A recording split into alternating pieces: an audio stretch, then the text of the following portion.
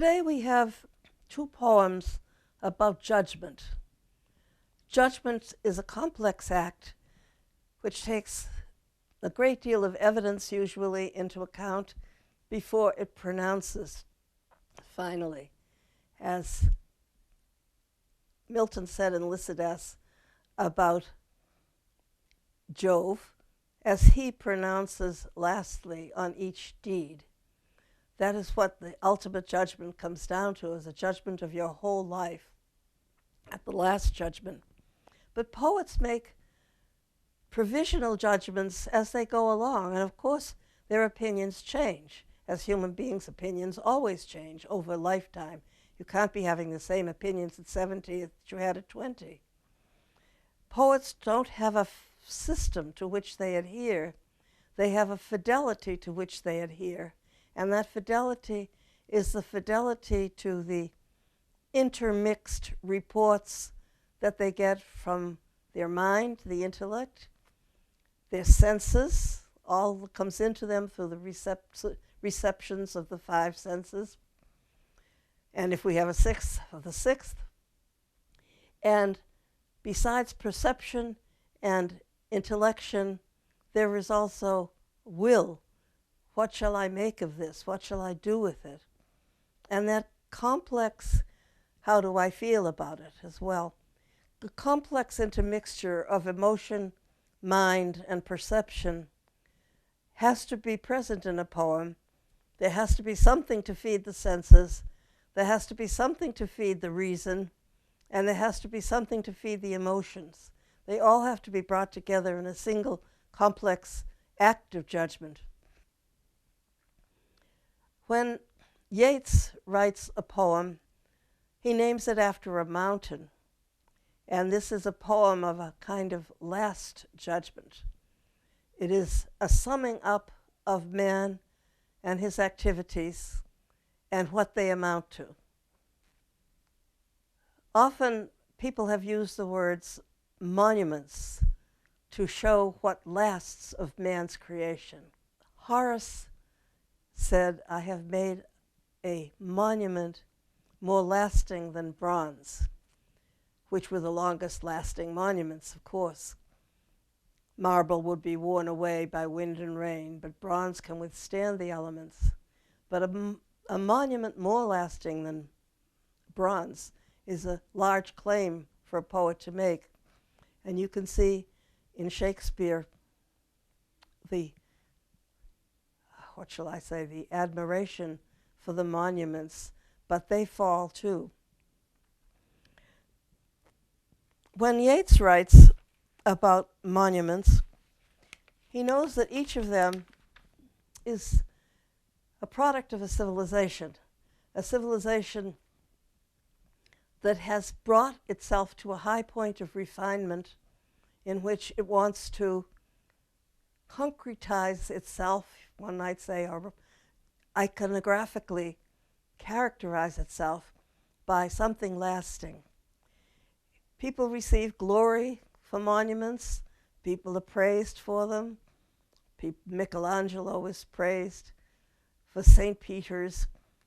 The classicists are praised. Phidias is praised for the Parthenon.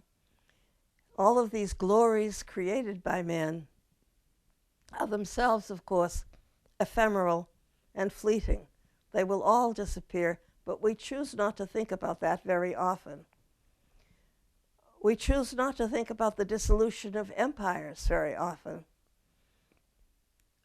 We know that they existed, Egypt, Greece, Rome. We know those vanished cultures. But we never apply it to ourselves. We don't say normally, just as Egypt vanished and Greece vanished and Rome vanished, so we will vanish. Every imperial culture vanishes.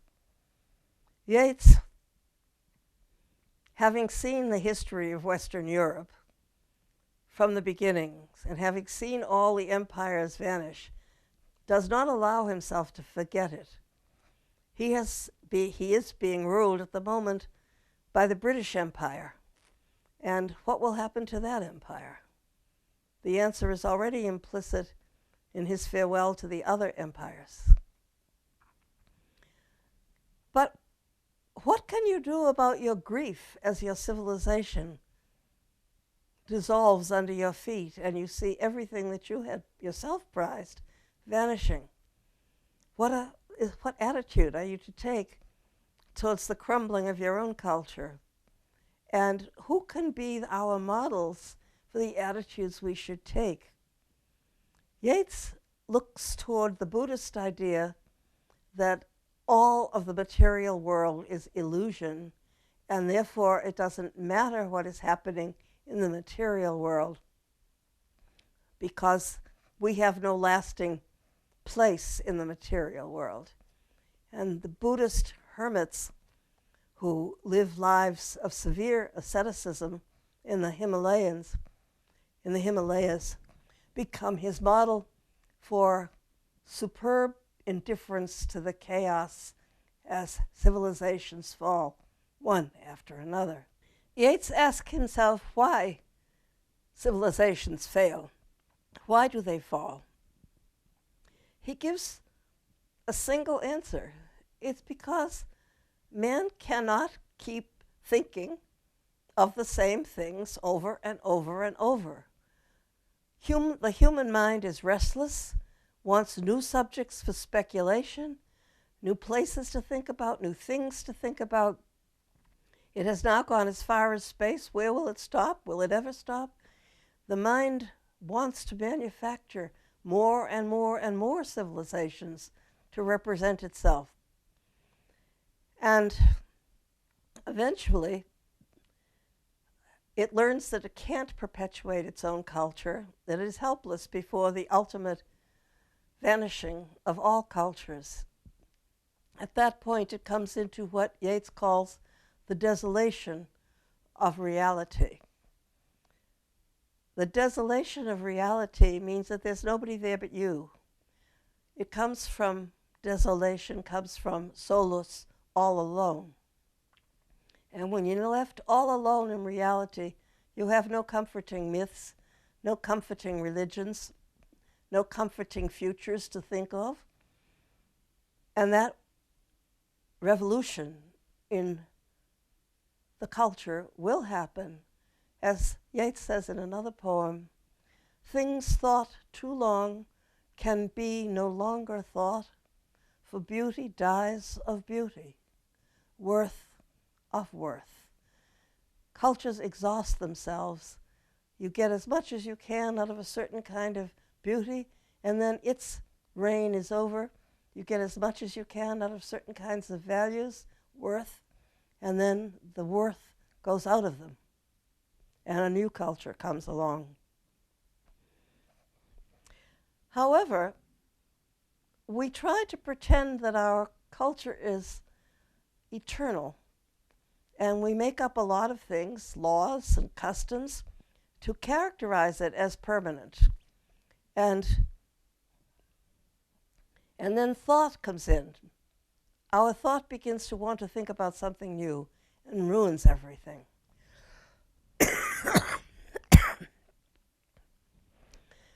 Meru. Civilization is hooped together the way the staves of a barrel are hooped together by copper bands that go around the barrel, holding the staves together. But if you take away the bands, of course, they'll all fall apart. Civilization is hooped together, brought under a rule, under the semblance of peace, by manifold illusion. But man's life is thought, and he, despite his terror, cannot cease ravening through century after century, ravening, raging, and uprooting, that he may come into the desolation of reality. Egypt and Greece, goodbye, and goodbye, Rome. That's a farewell to the British Empire as well. So he wipes out the history of his own time. Another empire will fall. And that will continue throughout as long as human life continues.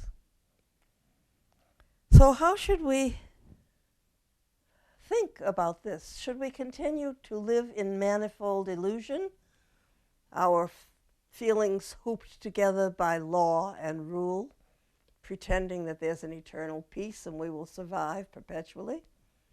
Or do we come into the desolation of reality and know all that there is to be known, that eventually the human race will die too, and we will vanish, and there will be no record of us left? He decides that it's the hermits on Mount Meru. That's a mythological mountain, and he immediately makes it real, or Everest. And there are two kinds of hermits. There are the ones that have not yet become perfect, and they still hide away from the snow and the wind inside caves. No heat, no particular clothing, but at least they're protected from the worst of the raging storms by being in the caves.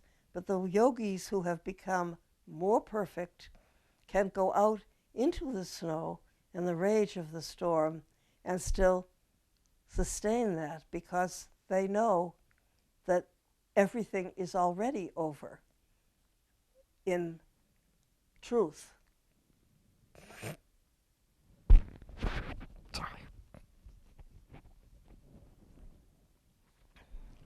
Hermits upon Mount Meru, or Everest, caverned in night under the drifted snow, or where that snow and winter's dreadful blast. Sorry, I have to do it again. Hermits upon Mount Meru, or Everest, caverned in night under the drifted snow, or where that snow and winter's dreadful blast beat down upon their naked bodies, know that day brings round the night, that before dawn his glory and his monuments are gone. To rhyme dawn and gone, the inception, the moment of beginning, with the moment of vanishing, is what makes the couplet particularly pregnant. This is a sonnet, as you can see, and it's rhymed in the Shakespearean way. Brought peace, thoughts cease, century come, reality roam, Everest snow, blast no, dawn gone. The Shakespearean sonnet has 3 quatrains and a couplet, and sometimes those are observed as part of the structure of the poem. But Yeats here adopts the structure of the Italian sonnet, which is to take a problem or a question for 8 lines and then use the sestet for 6 lines to solve it, resolve it, attack it, do something with the problem of the first 8 lines have set up. And you notice that Yeats doesn't stop after the first quatrain, after the word cease, because that line is, as we say, enjambed. The word enjambed means throwing a leg over the end of the line, from the French jambe. It goes on without a stop to the next line.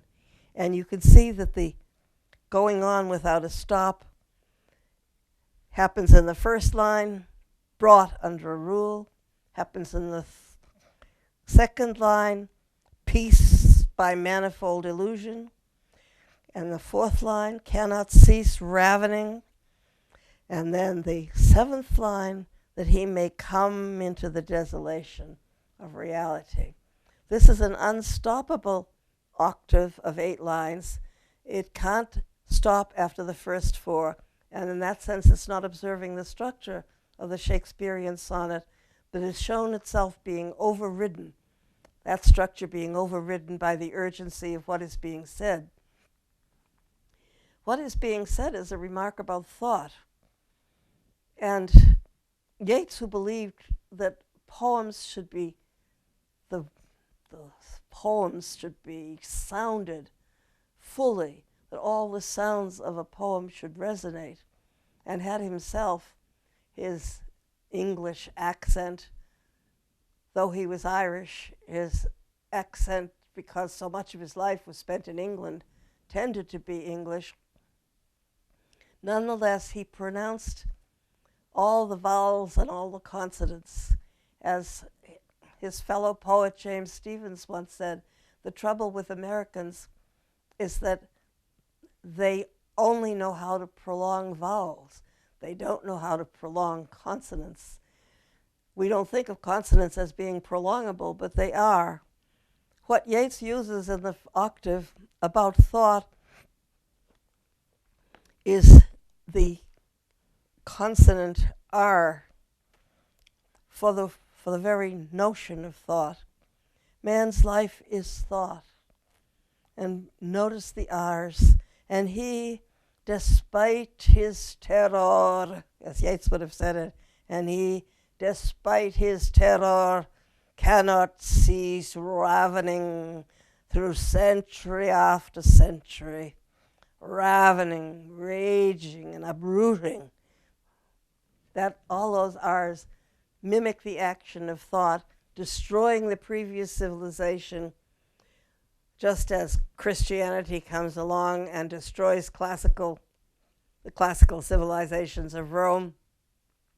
Just as Rome came after Greece and took up much of Greece, and in some ways perfected it, in some ways lost it, but nonetheless it was a new culture.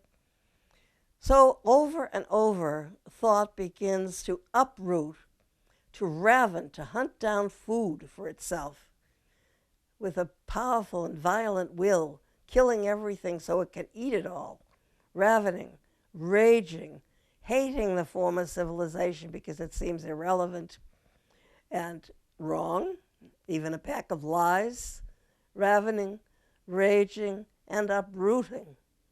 And why does he do all this? You see the landscape around you, which has been suffering his ravening, raging, and uprooting.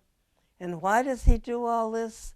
Because another R is beckoning from afar that he may come into the desolation of reality, which is the final end of thought.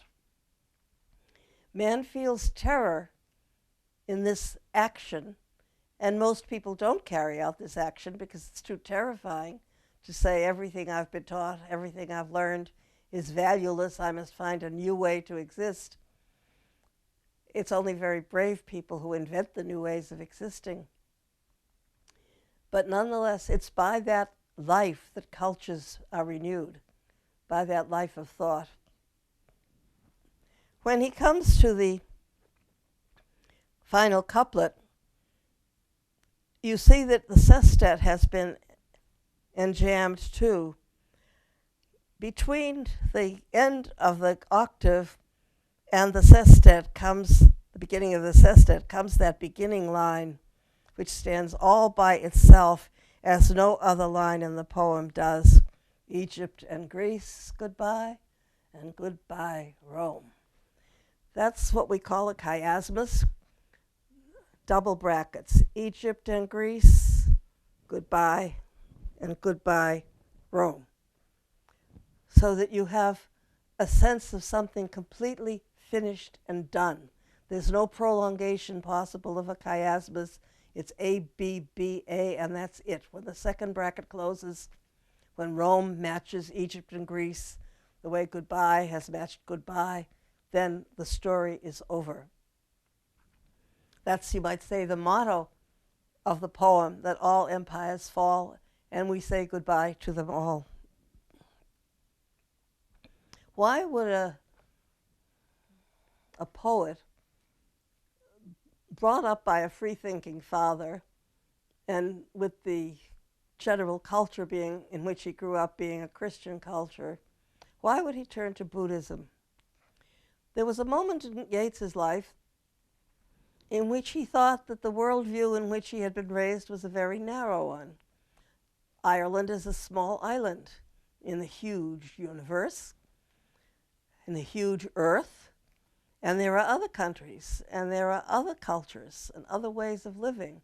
And the longer you live, the sooner you become aware of the other cultures and how they are lived and how different they are from the way your own culture is living, and what different presuppositions and different values the other cultures have. He looked around to see what he could find to admire in the wider world. He wanted to be a citizen of the world, not simply a citizen of the nominally Christian Europe. And when he looked to the east, he found stories of fortitude in front of historical fact, not blinking and thinking that one's own culture is eternal, but rather the courage to say it is all illusory because it all goes away.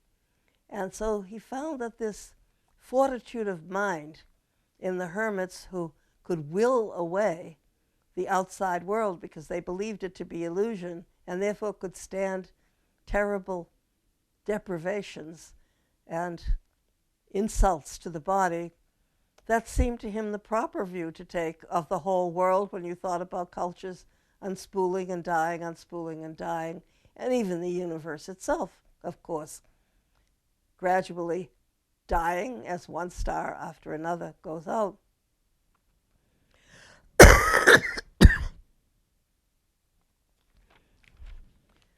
But it is not a terribly successful move to put before one's own culture the idea that they should take the example of the hermits on Mount Everest to regain a fortitude in front of history that they don't possess. It's a kind of counsel of perfection rather than something everyone can take and practice. But he felt that since he had arrived at that point himself, and with all the grief you can imagine for the many lovely and ingenious things, as he says, that were gone as the next culture came and destroyed them, as you grieve for all the beauty destroyed, all the worth destroyed, you have to remember that beauty dies of beauty. It is exhausted, worth of worth. And he had to say what he felt that meant about history as a whole.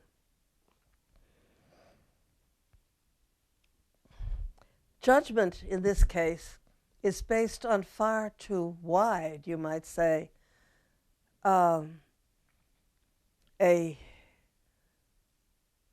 an assemblage of truths.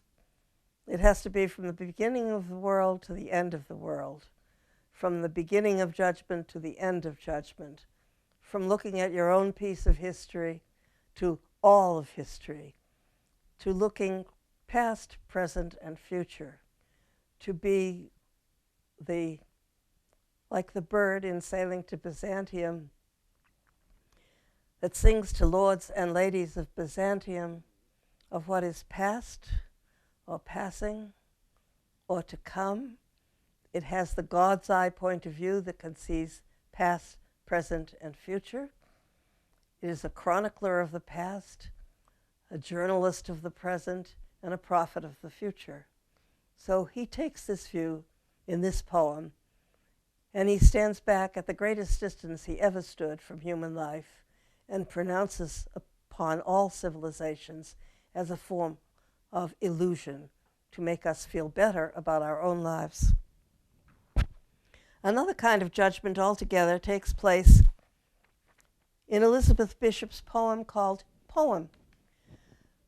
When a poet calls a poem poem, and many have, it means this is what I think a poem is. It stands as an archetype of the genre and says this is what any poem must do. And that's a challenge to the reader, of course. What is it doing that every poem must do? The judgment here is an aesthetic judgment. Is this a good painting or is it not a good painting? We think we have confidence in our aesthetic judgments, that we have taste, that we have enough of a wide enough knowledge of the medium that we're looking at, enough knowledge of paintings to know a good one from a bad one, enough knowledge of poems to know a good one from a bad one. In spite of the uncertainty of taste, we feel that after you have enough experience, you are a connoisseur, and like any connoisseur, you can pronounce on the level of excellence in the work. Bishop here shows us a small bad painting by one of her forefathers, one of her ancestors, her great uncle. He was a painter. He had been admitted to the Royal Academy in England, so he had a certain distinction, but his works never became popular. He never sold them for any money. They are completely forgotten now. They're lying around in attics with nothing except flies paying attention to them. And thinking that she's going to die, Elizabeth Bishop's aunt passes on to her this little family relic, a painting by her granduncle. And at first, Bishop looks at it. She was a very keen person about visual things. She painted herself, and she had exquisite taste, remarkable taste, and an eye for the unusual.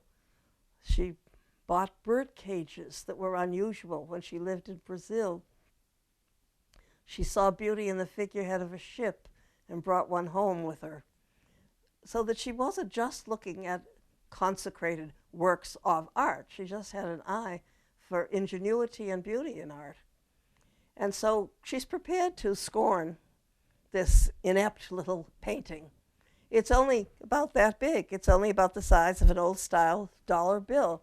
It has no impressiveness about it, neither in line, nor in color, nor in size, nor in conception. It's just a little landscape. And so she begins with that scornful dismissiveness with which we treat bad art. About the size of an old-style dollar bill, American or Canadian, mostly the same whites, gray-greens, and steel grays. This little painting, a sketch for a larger one, has never earned any money in its life. Useless and free, it has spent 70 years as a minor family relic, handed along collaterally to owners who looked at it sometimes or didn't bother to. It must be Nova Scotia. That's where Bishop's family came from. She had lived there with her grandmother and grandfather in her childhood. It must be Nova Scotia. Only there does one see gabled wooden houses painted that awful shade of brown. The other houses, the bits that show, are white. Elm trees, low hills, a thin church steeple, that gray-blue wisp, or is it? In the foreground, a water meadow with some tiny cows, 2 brushstrokes each, but confidently cows, 2 minuscule white geese in the blue water, back to back, feeding, and a slanting stick. You notice that she, a painter herself, has begun to notice not only what is represented in this landscape, the houses, the steeple of the church, but also the means by which the painter has represented them, talking about the gray-blue piece of the canvas as a wisp. She knows it's not a wisp. This is a landscape with houses. And then she says about the tiny cows that they have been made by 2 brush strokes each. She's close enough to the tiny painting that she can see the 2 brush strokes for each cow. And so she's examining it with the air of someone who knows how to paint. This is how he did this. This is how he did that. She's doing an inventory of what is in the painting. Up closer, a wild iris, white and yellow, fresh squiggled from the tube. Again, she sees the ribbon of paint and knows that it has been squeezed directly from the tube, not put on by a paintbrush. And then something extraordinary happens. she enters the picture, and she feels the weather of the picture. The air is fresh and cold. Cold early spring, clear as gray glass. A half-inch of blue sky below the steel-gray storm clouds. They were the artist's specialty. Clouds were a favorite topic for 19th century painters. Constable painted some paintings only of clouds. A speck-like bird is flying to the left. Then she has a second thought, or is it a fly speck, a fly dropping, looking like a bird? It's so small she can't tell whether it's intended or an accident. So far, her tone has been one of curiosity about this family relic. It's being passed on to her, so she has been inspecting it and doing an inventory of what it represents. And she has gotten interested enough to feel what kind of weather it must be for the painting to have the colors it has of these steel gray clouds. And she remembers somebody saying that her great uncle specialized in painting clouds, so she gets a little bit of the history in. And then comes the huge turn in the poem, where she says in astonishment, "Heavens, I recognize the place. I know it." And then she begins to identify it. It's behind, I can almost remember the farmer's name. His barn backed on that meadow. There it is, titanium white, one dab. The hint of steeple, filaments of brush hairs, that wisp barely there, must be the Presbyterian church. Would that be Miss Gillespie's house? Those particular geese and cows are naturally before my time. Not dead by now, but before my time. She leaves them alive in their century. A sketch done in an hour, in one breath, once taken from a trunk and handed over. Then another voice enters the poem. It's the voice of her aunt. "Would you like this? I'll probably never have room to hang these things again. Your Uncle George, no, mine, my Uncle George, he'd be your great-uncle, left them all with Mother when he went back to England. You know, he was quite famous, an R.A. I never knew him. We both knew this place, apparently, this literal small backwater, looked at it long enough to memorize it, our years apart. How strange. And it's still loved, or its memory is. It must have changed a lot." She's looking at it from a 20th century point of view. When she grew up, it was still a rustic neighborhood. The church was still there. There was Miss Gillespie's house. There was the farmer's barn that backed on that very meadow. And that's what it was like when she was a child, too. But she knows what has happened since she was born in 1911, and now it's fully into the 20th century, the latter years of the 20th century. And she knows that everything must have changed in rural Nova Scotia. The automobile, the roads, the tourist visits, everything.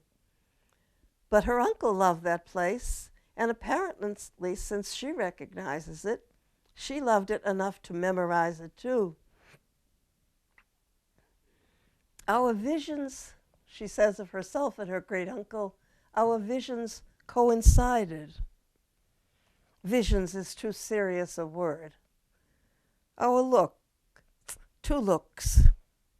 Art copying from life, and life itself. Life and the memory of it. So compressed, they've turned into each other. Which is which? How much do our memories keep of our lives? How reliable are they? Do we have only memory now and not really the life that we were living when we formed that memory? So it's a kind of false sense of our own life we get from looking at a picture of a landscape we knew, that we know no longer exists. And the joy in recognizing that somebody has painted your very backyard, so to speak. Heavens, I recognize the place. I know it. That recognition is so enormous and fills her with such joy that somebody has loved the same place she loved, memorized it, and thought it worth writing down, so to speak, recording it in paint. Which is which? Life and the memory of it. Life and the memory of it, cramped, dim, on a piece of Bristol board, that's kind of cardboard, hard cardboard that you could paint on. Life and the memory of it, cramped, dim, on a piece of Bristol board, dim, but how live, how touching in detail. The little that we get for free, the little of our earthly trust. Not much. That's her summing up of what life amounts to when you look back on it. She has this little piece that she remembers. She might not have ever thought of it again if she had not seen the painting, but now she remembers it. Life and the memory of it on this tiny little painting that size, and no longer sure whether it's life she's remembering or just the painting that she is remembering, and feeling that she must write down this coincidence of looks 2 generations apart, that there is something in her family that made them love this place. The little that we get for free. This implies that the rest you pay for.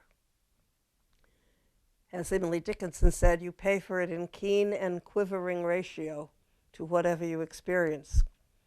And that payment is done in regret about mistakes, in sorrow about griefs, in anger about injustices done. Nothing else after childhood is gotten for free. You have a certain deposit of knowledge and visual experience and sense experience in your childhood that comes to you without your having willed it. You didn't have to go to see it.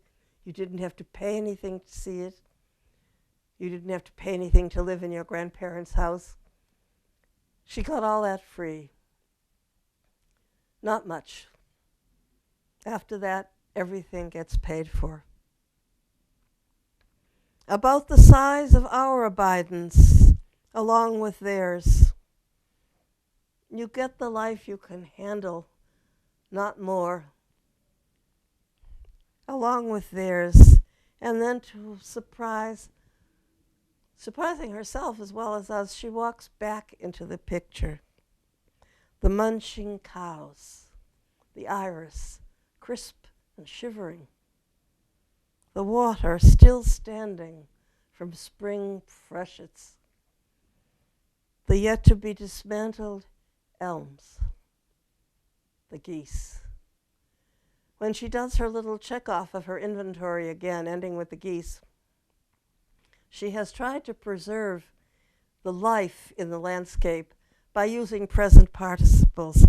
The munching cows, the iris shivering, the water still standing as art holds things preciously in sight for a short time after they've vanished. But she knows that at least, if nothing else in the picture has vanished, the elm trees have, because the elm tree blight went through all of northeastern United States, killing all the elm trees. There's a poem by Adrienne Rich called For the Felling of an Elm in Harvard Yard, where there was a great canopy of elms in the yard, and they were all cut down in the 50s, the 60s, replaced by other trees, which are now full grown. But for a while, it left the yard very bare when those elms came down, and the sight of very old trees being felled by axes in the yard was painful to everybody who walked through the yard at that time. Yet to be dismantled is an interesting adjective. What do you dismantle? You dismantle a stage set. You take it down because the stage has to be cleared for the next show that's coming into town, which will have an entirely different stage set. And so you take down the trees with snow on them and the heavily laden branches and the inside the house part of the stage, all of that comes down. And when it's all dismantled, the world of that play is vanished. It's gone. So once again, she's thinking about things vanishing. The elms will have been dismantled. She knows that just because she knows what is going on in the rest of that area of the world. But she doesn't want to end with the notion that this is all going to be dismantled then, has been dismantled by now, and yet she can't end with the illusion that everything is still alive there, the munching cows, the shivering iris, the still standing water. So she ends with a simple noun, the geese. And she is both in and out of the picture now. She doesn't give them a present participle, the bending geese. She doesn't give them a death particle, the dead geese, the by now dead geese. She just leaves them in their innocent noun life, the geese. This is a change of judgment, as you can see.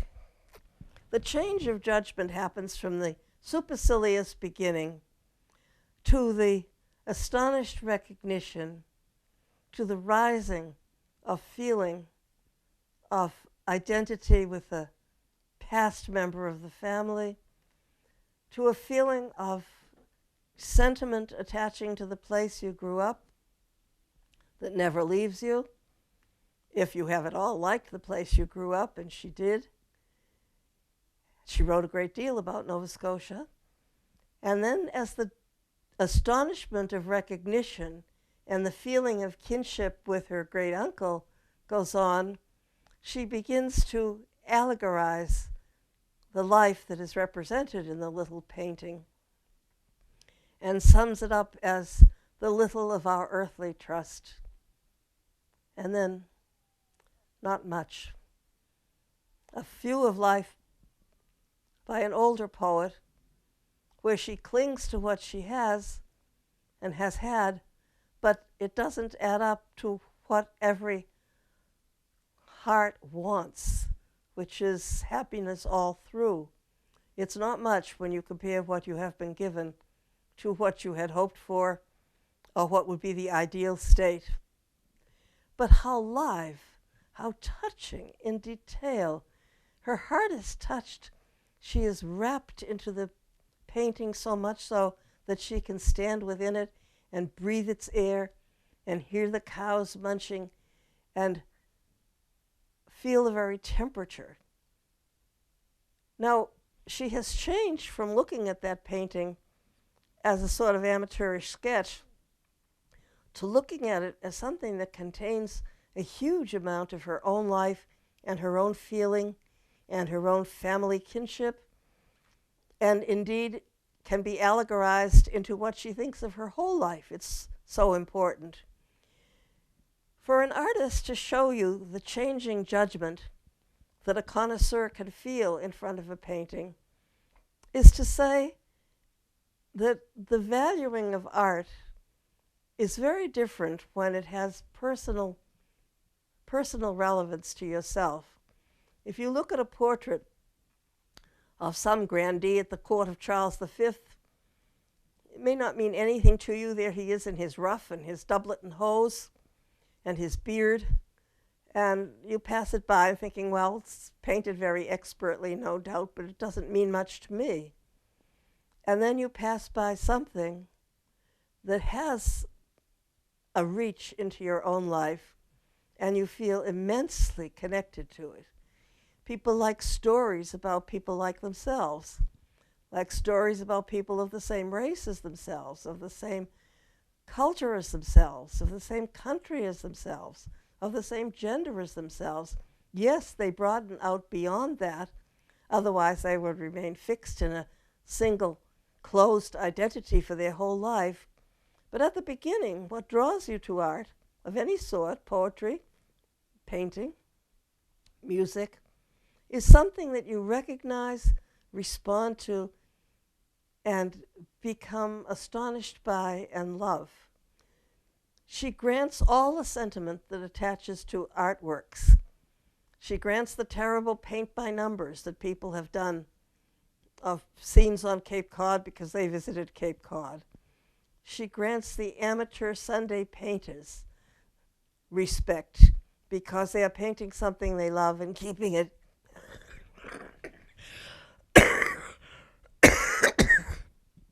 She grants the amateur Sunday paintings, She grants the amateur Sunday painters respect because they are painting what they love and they want to leave a memory of it behind. And if somebody else has loved those particular marshes, they may respond intently to the painting, even though it's not very good.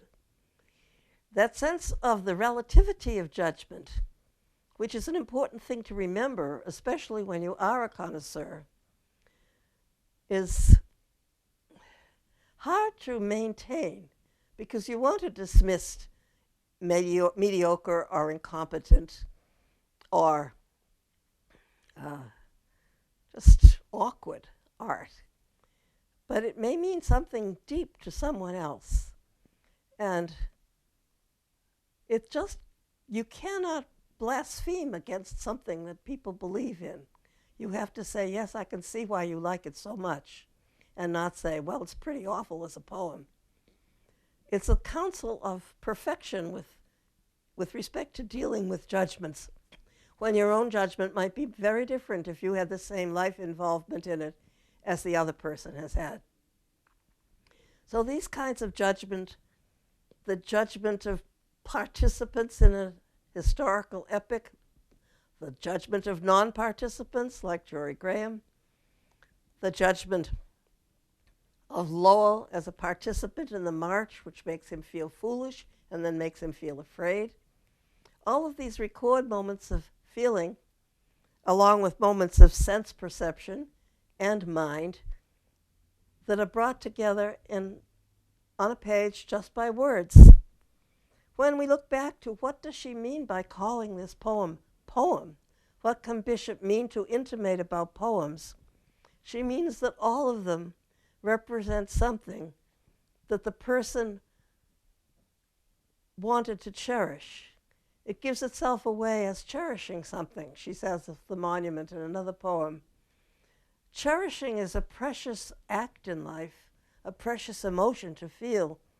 There aren't that many things you cherish, the wonderful resonance of that word in life. So if you think that every piece of art made by human hands represents something cherished, then you have to give it the respect you give to any human endeavor, that it contains feeling, mind, and perception. Okay.